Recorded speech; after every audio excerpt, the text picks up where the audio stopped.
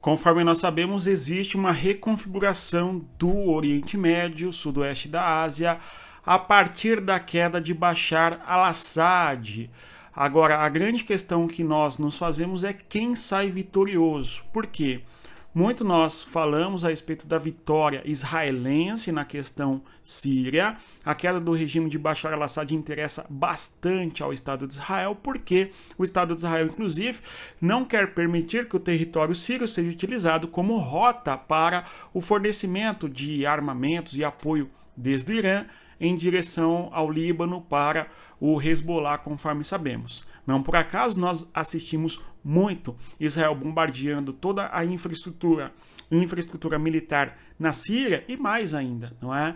Nós vimos nos últimos dias o Estado de Israel também ocupando militarmente o território sírio para além do Golã, estando numa distância bastante próxima da capital Damasco. Agora, na região nós temos um outro vitorioso, que é a Turquia. Nós temos o governo aí de Erdogan, que é um dos grandes interessados na questão síria e não pelos mesmos motivos de Israel, mas nós temos para a Turquia uma vitória com a queda do governo de Bashar al-Assad, mesmo porque a Turquia, de certa maneira, está envolvida diretamente na questão da guerra civil síria, de tudo que ocorre no território sírio desde 2011, pelo menos. E não é por acaso que nós tivemos a Turquia não somente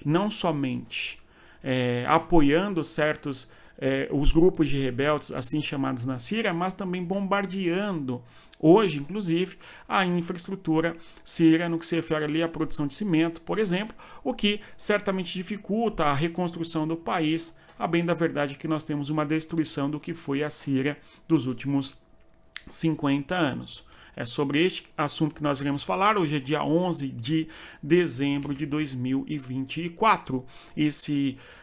O vídeo ajuda você a melhor compreender tudo que está acontecendo na geopolítica. Eu convido você a divulgar o nosso canal e, claro, curta o nosso vídeo aqui para este vídeo chegar a mais pessoas. Pessoal, então nós temos na foto aí o Erdogan, que é o governante da Turquia, que não tinha interesse na manutenção do regime de Bashar al-Assad no poder. Aliás, nós tivemos hoje o discurso do líder supremo do Irã, o Ayatollah, que vai discutir justamente que a queda do regime de Bashar al-Assad se deveu a Israel e também aos Estados Unidos. A gente falou bastante aqui, inclusive no vídeo de ontem, que o grande vitorioso seria Israel e perdedores foram o Irã e também, não só o Irã, mas a Rússia. Embora, pelo que nos parece, as bases militares russas ali estão preservadas e mesmo a embaixada russa não foi depredada, o que leva muito à discussão de que, eventualmente, o Putin fez um acordo,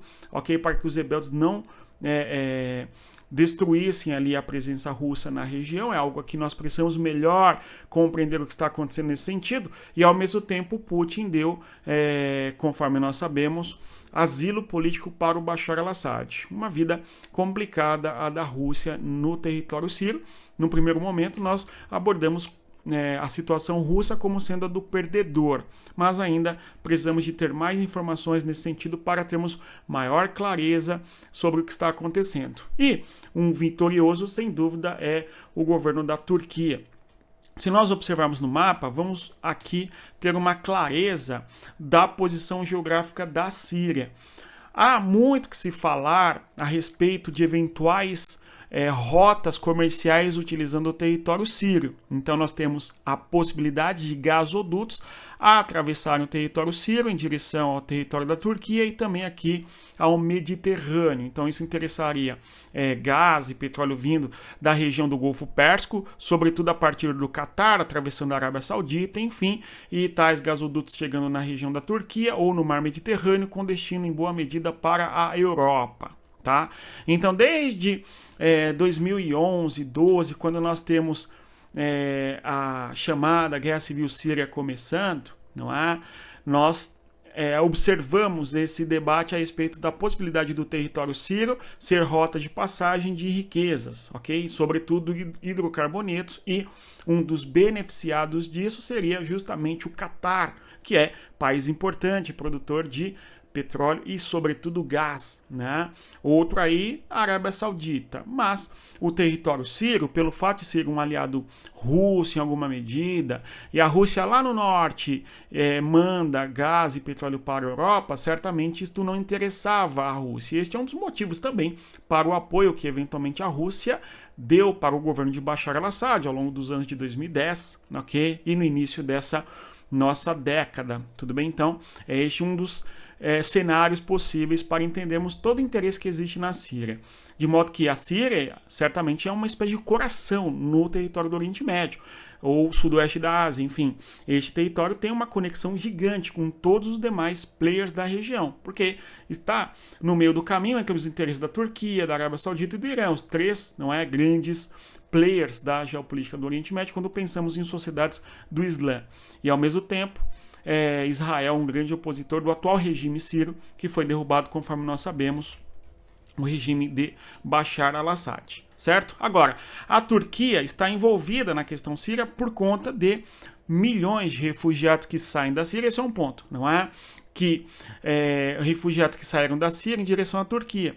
A Síria é um país que infelizmente mergulhou numa guerra interna significativa, o avanço do Estado Islâmico e coisa do gênero, e 7 milhões de pessoas infelizmente tiveram que sair da Síria. A estimativa é que pelo menos 2,5 milhões desse grupo de sírios que deixa o país teria ido para a Turquia, tá certo? E na região norte, fronteira Turquia e Síria, além de nós termos esse problema da fronteira e do migrante, ok, do refugiado para a Turquia é um problema, a gente tem uma outra situação, né? Veja só, 7 milhões de pessoas saíram da Síria para outros países na região, parte para o Iraque, parte para a Arábia Saudita, não é? Mas sobretudo para a Turquia, tá certo? Bem como também para o Líbano, perfeito? Não é todo esse volume, 7 milhões para a Turquia. Tudo bem? A estimativa 3 milhões, 2,5 milhões ali para a Turquia, que é algo bem significativo. Tanto é que uma das primeiras coisas que a Turquia está fazendo agora, com a queda do Bashar al-Assad, é abrir a fronteira do país para que sírios saiam da Turquia e retornem para a Síria. Tudo bem? Então este é um primeiro ponto que envolve a Turquia nesse cenário. Segundo ponto é não somente os refugiados, mas também a questão dos curdos. Tudo bem? Então a questão dos curdos é algo que interessa bastante a Turquia, porque para o governo de Erdogan não interessa os curdos fortalecidos, não interessa os curdos autônomos, não interessa os curdos independentes e mais ainda, curdos eventualmente independentes que possam inclusive influenciar no processo de autonomia e independência de curdos que vivem dentro da Turquia. Lembrando que a tensão étnico-racial entre turcos, ok? E curdos é muito grande dentro da Turquia. Esse povo que não tem um estado próprio, conforme nós sabemos, embora haja distinções importantes entre os curdos do Iraque, da Síria e da Turquia, fato é que há uma certa unidade também na questão curda e os curdos incomodam bastante a Turquia, conforme nós sabemos. Então, pelo menos dois fatores importantes aqui para entendemos por que a Turquia está diretamente envolvida na questão da Síria e tal. Olhando aqui no mapa, este de 2021, certo? Para que nós percebamos de uma maneira bastante evidente o quanto a Síria não tinha unidade. A gente tem ali na cor em amarelo uma ocupação do território, certo? Com o governo da Síria, Bashar al-Assad, controlando estas regiões. Nós temos aqui a base militar russa em Tartus, no limite ali com o Mediterrâneo, perfeito? E o governo sírio, entretanto, não tem controle sobre todo o território, conforme nós vemos. E aqui estamos falando em 2011, né? Em 2021, né? E aí o que nós temos nesta região de Idlib, que inclusive nós tivemos um acordo de cessar-fogo, não é, dentro da Síria em 2020, tá? Que restabeleceu de certa maneira uma certa pacificação na Síria, pelo menos no papel, né? Embora as tensões permaneceram. Na região na cor em verde nós temos grupos rebeldes, não é, que têm o apoio da Turquia. Então parte significativa dos grupos do HTS não é, que derrubaram o governo de Bashar al-Assad, tem um apoio considerável da Turquia, tá? Notem só, e mesmo no interior do território, próximo a Bukamal, por exemplo, aqui, nós temos algumas zonas acinzentadas, que são regiões de jihadistas, em especial aí células do antigo Estado Islâmico, que foi certamente neutralizado em muitos aspectos, mas nós temos ainda a presença deste grupo em alguns espaços geográficos dentro da Síria, né? Então a gente percebe aqui no mapa de 2021 que a Síria não estava completamente unificada no entorno do governo de Bashar al-Assad, né?